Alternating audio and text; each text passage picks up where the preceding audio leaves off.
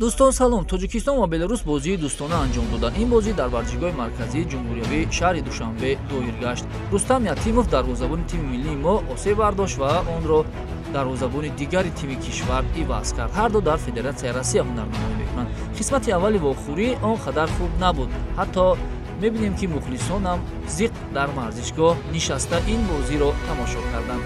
дар нимаи дуюми рақобат Беларус як-якбора ба голзанӣ шурӯъ кард. Виталий Лисакович муаллифи аввалин гол шуд. Баъдан он ҷо Трофим Манчененко аз имконияти голзании дигар истифода карда ҳисобро 2-0 гардонид. Евгений Яблонский боз ана ҳамин гуна як зарбаи зебо зад ва ҳисобро 3-0 намуд.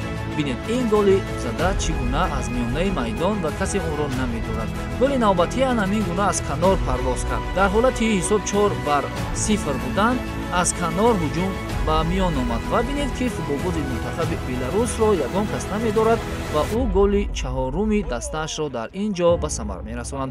Артём Консовой дар дақиқаи якум изофа намуда ҳисобро 5-0 намуд. воқеан ҳам Тоҷикистон дар ин бозӣ шармандавор аз Беларус ба нокомӣ дучор шуд. шумо чӣ фикр доред? Пас аз чунин як бозии шармандавор сармураббии даста Геле Шекаладзе тарки мунтахаб кунад ё не?